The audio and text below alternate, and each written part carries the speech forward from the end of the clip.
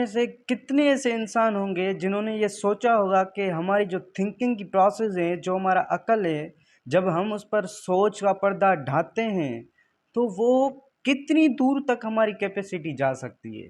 हमारी जो सोच है उसकी जो कैपेसिटी और उसका जो पावर है वो कहाँ तक जा सकता है, इसको अगर आपने कभी भी रियलिटी में देखा हो तो तकरीबन आपके आंसर्स ये होंगे कि नहीं, हमने कभी इसको रियलिटी में देखा ही नहीं कि हमारी जो सोच है, जब हम अपने अकल के ज़रिए सोचते हैं और ये मालूम करते हैं कि हम क्या-क्या कर सकते हैं और क्या नहीं कर सकते, तो हमें ज़्यादातर आंसर्स इसी पर्सपेक्टिव में मिलते हैं कि हम ये चीज़ें कभी नहीं कर सकते। तो हम अपनी सोच को कैसे मेज़र कर सकते हैं कि हमारी जो सोच की कैपेसिटी है वो कहाँ तक जा सकती है, जब हम अपने अकल के ज़रिए अपनी सोच को मालूम करते हैं। आपने एक मूवी देखी होगी जिसका नाम है ट्यूबलाइट, और उस मूवी में उन्होंने अपनी अकल के ज़रिए सोच को, जो उसकी सोच थिंकिंग पावर है, थिंकिंग पावर को उन्होंने बड़ी रियलिटी अंदाज में शो किया होता है और उन्होंने बड़ा अच्छा एक एग्जाम्पल दिया होता है कि कैसे हम अपनी सोच के ज़रिए हर चीज़ को मुमकिन बनाते हैं।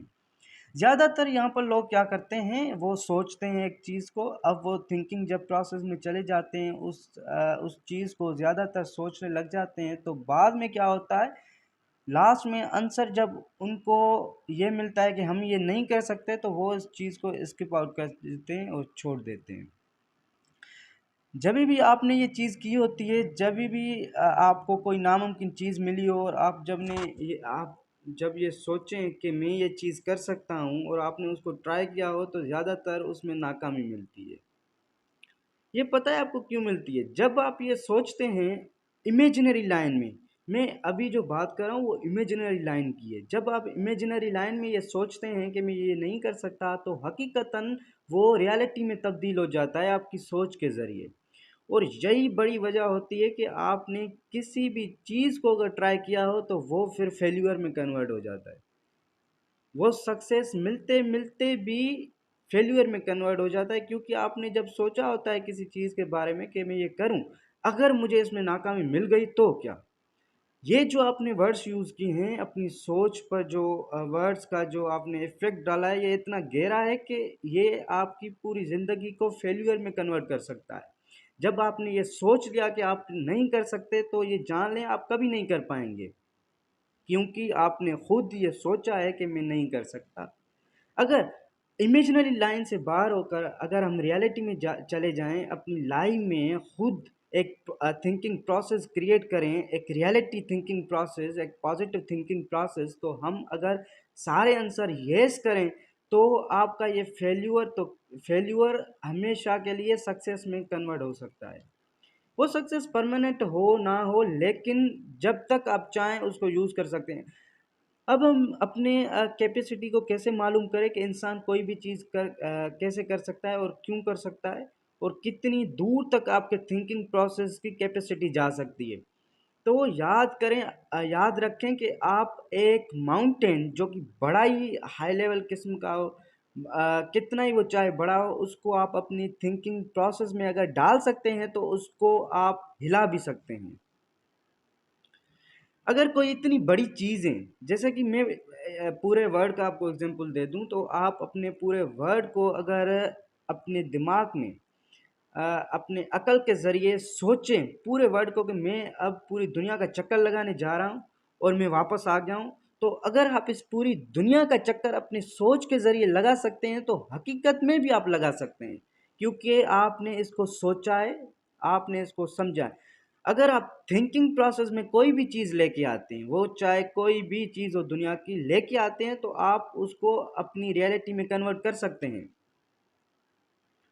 अगर कोई अ, अभी भी अगर आपको ये मालूम हो जाए कि हकीकतन ये थिंकिंग प्रोसेस क्या होता है, तो आप हैरान रह जाएंगे और आप कभी भी कोई भी सवाल का जवाब नो में नहीं देंगे।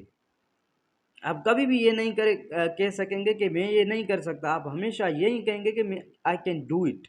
ये जो वर्ड्स है ना, आई कैन डू इट, अगर आपने इसको किसी भी सवाल करने से पहले अगर आपने ये सोचे हैं कि आई कैन डू इट, तो सवाल का जवाब देने के बाद आप कभी भी नो का आंसर यस का आंसर नो में नहीं कर सकते।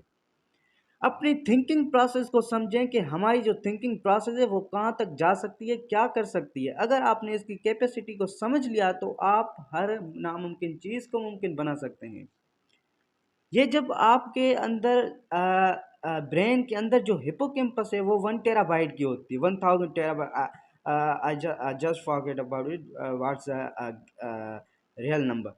सो ये जो टेराबाइट है ना, ये इतनी बड़ी है, इसमें इतना थिंकिंग प्रोसेस बड़ा हो सकता है कि अगर आप पूरा 1 साल उसी चीज़ को सोचते रहें तो आप सोच सकते हैं। एक चीज़ को पूरे साल तक आप सोच सकते हैं, और वो भी कंटिन्यूअस प्रोसेस में, साइमल्टेनियस प्रोसेस में आप सोच सकते हैं। तो अगर आपने अपनी थिंकिंग के प्रोसेस को समझ लिया तो आप कभी भी यस का आंसर नो में नहीं कर सकते।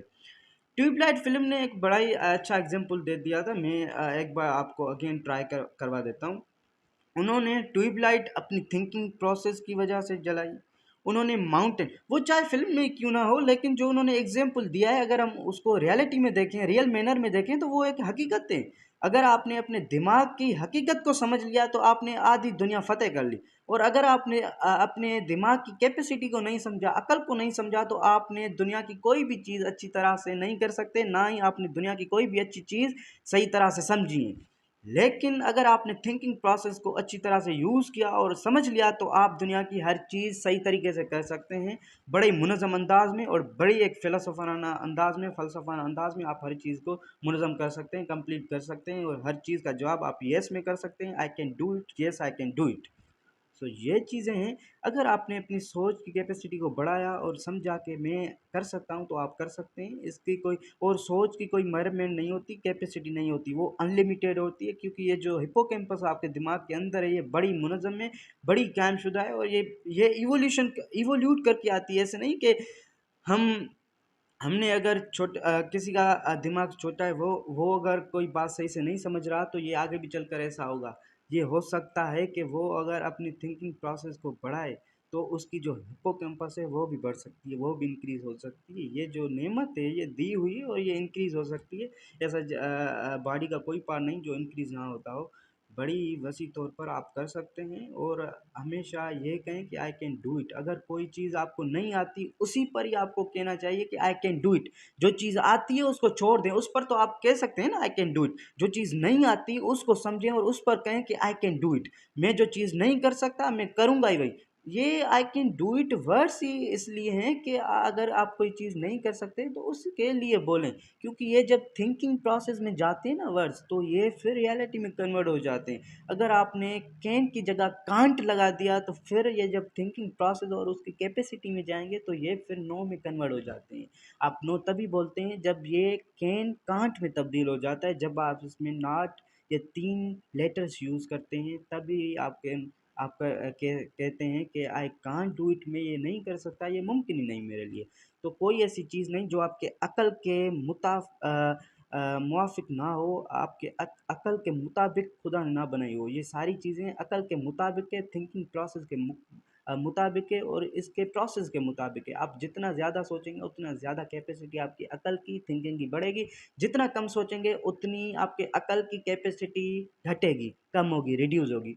तो अगर आपने अपने अकल की कैपेसिटी को जानना है तो आप हमेशा रियलिस्टिक रहें, और अपने थिंकिंग प्रोसेस करते रहें, और कभी भी अपने ब्रेन को ये आंसर ना करें कि नो।